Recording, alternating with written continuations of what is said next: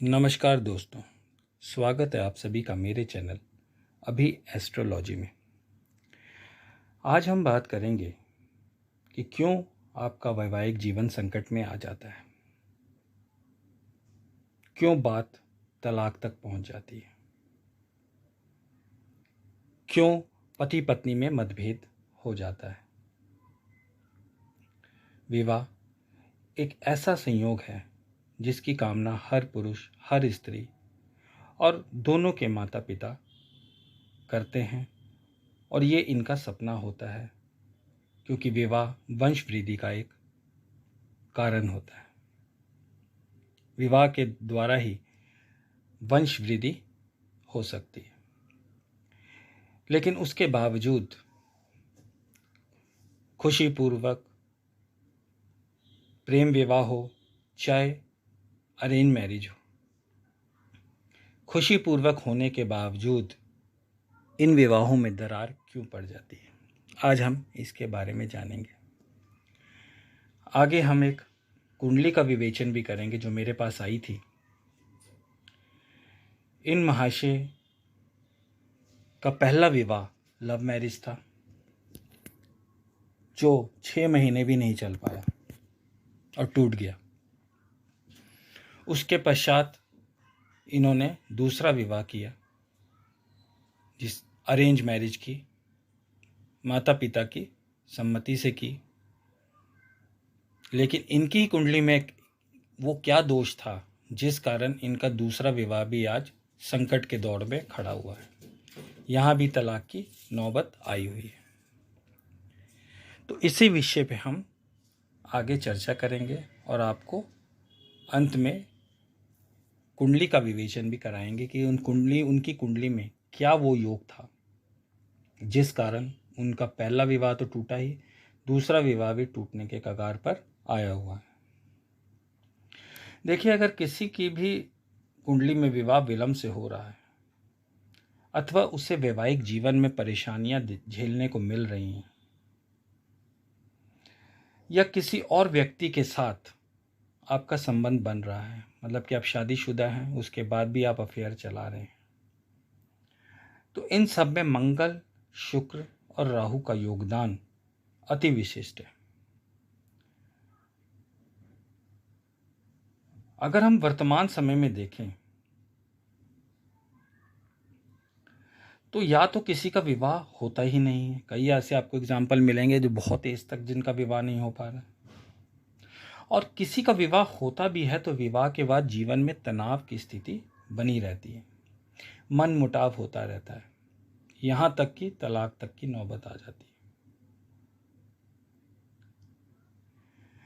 तो हम ये अगर कहें कि खाली प्रेम विवाह हो, हमने कुंडली नहीं मिलाई इस कारण से ऐसा हुआ, तो ये कहना मेरे को उचित नहीं लगता। क्योंकि जो भी जोड़ियां बनती हैं वो सबको पता ऊपर बनती है।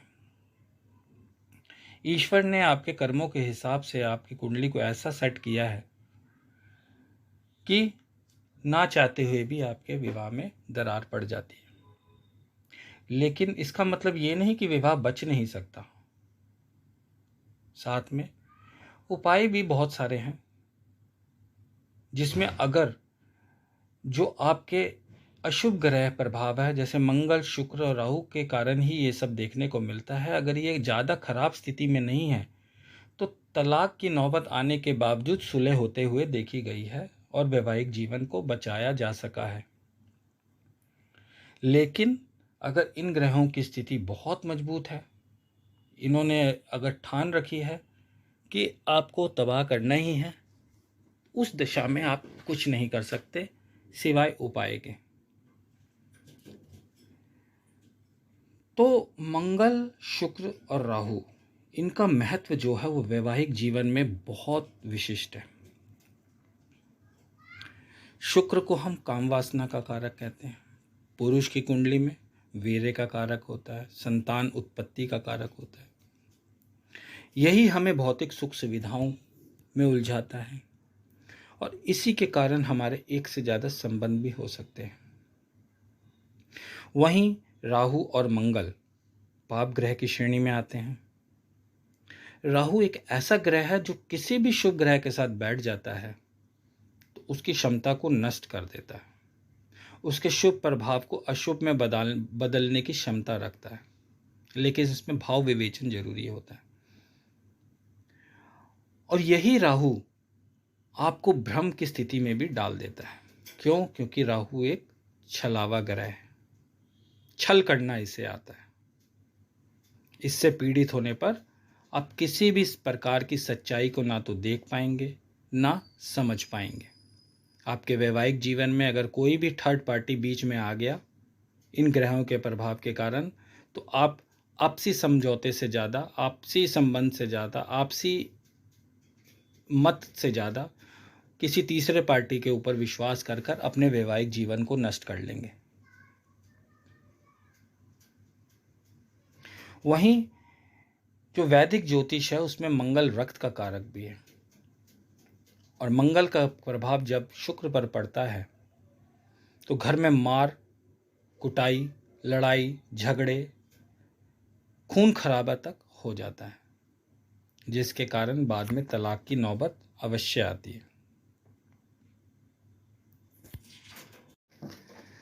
वहीं मैंने अभी आपको बताया कि अगर आपका विवाह विलंब से हो रहा है, अभी तक हुआ नहीं, आपकी एज काफ़ी हो गई है, या वैवाहिक जीवन में परेशानियां आई जा रही हैं, या आपका संबंध अपने जीवन साथी से इतर किसी दूसरे के साथ बन रहा है, तो इन सब में मंगल, शुक्र और राहु का योगदान अहम है। वैदिक ज्योतिष के अनुसार अगर राहु और शुक्र की युति आपकी जन्म कुंडली में किसी भी भाव में बन रही है तो ये चारित्रिक दोष का निर्माण करता है।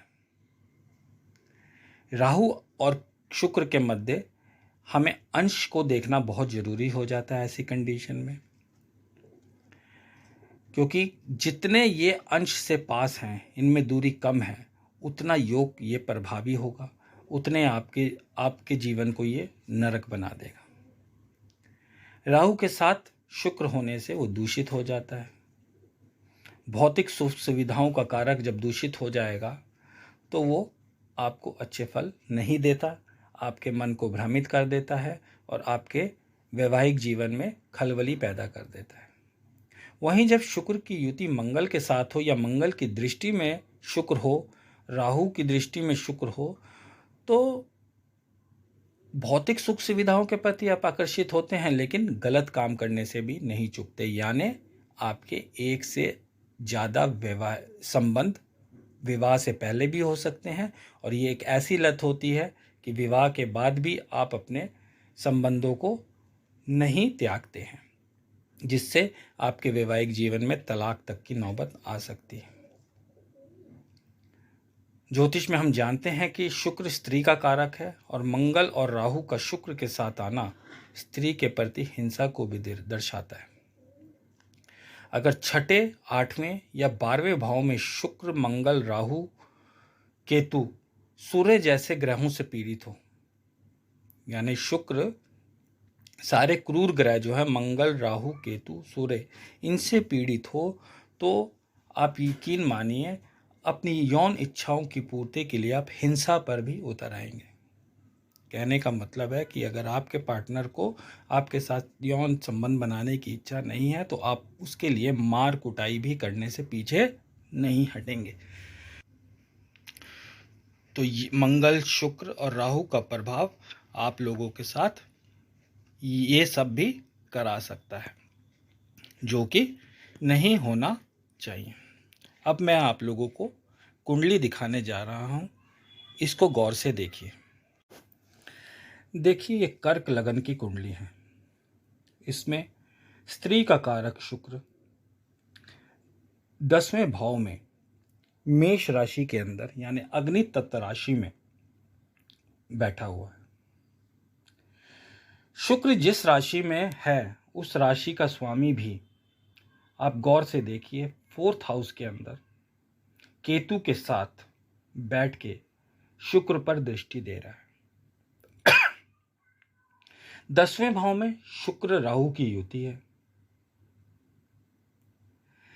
ऐसे में जब इनका विवाह हुआ तो विवाह के कुछ समय बाद ही यानी 6 महीने के अंदर ही इनका तलाक हो गया। इनके घर वालों ने यह सोचा कि हो सकता है कि ये तो प्रेम विवाह था, तो प्रेम विवाह तो जनरली चलते कहाँ हैं। हमने कुंडली भी मिलाई थी, हो सकता है लड़की वालों ने लड़की ने जो अपनी डेट ऑफ बर्थ बताई वो सर्टिफिकेट के हिसाब से बताई हो, ओरिजिनल डेट ऑफ बर्थ नहीं मिलाई है, क्योंकि कुंडली भी मेल खाई थी इनके 21 गुण भी मिल रहे थे। लेकिन उसके बाद भी ये विवाह नहीं चला, क्योंकि कुंडली मिलान करने वाले पंडित जी ने इनके ग्रहों की स्थिति को नहीं जाना। अब दूसरी स्थिति देखिए कि इनका जो लग्नेश चंद्रमा है वो भाग्य स्थान में बैठा हुआ है। किनके साथ? शनि के साथ और सूर्य के साथ। यानी इनके मन की स्थिति विचलित हो गई, एक तरफ अमावस्या योग, एक तरफ विष योग। तो सूर्य चंद्रमा की युति है, तो अमावस्या के समय इनका जन्म हुआ, तो इनका मन अस्थिर होना स्वाभाविक है। चंद्रमा का पर शनि का जो प्रभाव पड़ा, तो इनको निर्णय लेने की समझ नहीं रही, यानी दोनों तरफ से चंद्रमा इनका पीड़ित हो गया। और स्त्री का कारक शुक्र पर 3 पाप ग्रहों का प्रभाव पड़ा। मन इनका वैसे ही विचलित है, मन पे कंट्रोल नहीं है। शुक्र इनका राहु केतु मंगल से पीड़ित हो गया। तो इनका जो पहला विवाह है वो टूटा और दोबारा इनका दूसरा विवाह हुआ। लेकिन दूसरी बार जिस स्त्री से विवाह किया उस स्त्री के साथ भी 2 साल इन्होंने समय बिता चुके हैं, जिनके साथ ये रोज मारपीट करते हैं। नतीजा यही हुआ कि इनका दूसरा विवाह भी तलाक के रास्ते पर आ गया है। ऐसा क्यों हुआ? क्योंकि इनके सप्तम का स्वामी कौन है? देखिए, शनि, और मंगल शनि से अष्टम में, मंगल शनि से अष्टम में है, और पत्नी कारक शुक्र दशम भाव में राहु के साथ स्थित है, जो चारित्रिक दोष का निर्माण कर रहा है। तो शनि से मंगल अष्टम में होना, अगर शनि को हम लगन में बैठा दें तो यहाँ पे मंगल दोष का निर्माण 2 बार हो गया। एक बार लगन कुंडली में हो गया, और एक शनि से भी अगर हम देखेंगे, जो पत्नी का कारक है इस कुंडली के अंदर सप्तमेश है, तो वहाँ भी अष्टम में होने से मंगल दोष का निर्माण हुआ, जिस कारण इनका परिवार नष्ट हो गया। इनकी माता जी ने मुझे कुंडली दिखाई, तो इसमें क्या रिजल्ट निकला कि इनका दूसरी बार तलाक होना भी तय है। तो इनको देखा जाए तो एक तरीके से जीवन में वैवाहिक सुख नहीं मिला। किस वजह से नहीं मिला? ग्रहों की स्थिति की वजह से, क्योंकि स्त्री का कारक शुक्र भी पीड़ित है, सप्तमेश से मंगल अष्टम में है, मंगल दोष का 2 बार निर्माण हो गया कुंडली में, और इनका चंद्रमा जो मन का कारक है वो सूर्य और शनि दोनों से पीड़ित हुआ। इसलिए ये कभी भी सही डिसीजन नहीं ले पाए, और इनका वैवाहिक जीवन दूसरी बार भी नहीं चल पाया। तो ये कुंडली में ऐसी बहुत सी चीज़ें देखने को मिलती हैं जो वैवाहिक जीवन को खराब करती हैं, पर जो मेन ग्रह हैं जो वैवाहिक जीवन में दरार पैदा करते हैं वो शुक्र, मंगल और राहु ही है। और चंद्रमा आपका बली होना चाहिए। अगर बली नहीं है, अस्त है, तो आपको उसका उपाय अति आवश्यक हो जाता है, क्योंकि अगर आपका मन ही संतुलित नहीं है तो आप वैवाहिक जीवन को अच्छे से स्मूथ वे में नहीं चला पाएंगे। तो ये कुंडली मेरे पास विवेचन के लिए आई थी, जिसमें मैंने जो फाइंडिंग्स देखी, तो मैंने इसको वीडियो बनाकर आप लोगों के सामने शेयर किया कि आप लोगों के ज्ञान में कुछ वृद्धि इससे अवश्य होगी, यह सोचकर। ये एक बहुत ही अच्छा टॉपिक था। अब इसके अंदर अगर आपकी कुंडली में भी अगर ये योग बन रहा है, भगवान ना करे बने, तो इसके लिए आपको सबसे पहले तो चंद्रमा का उपाय करना अति आवश्यक है, जो मैं अपने हर वीडियो में बताता हूँ।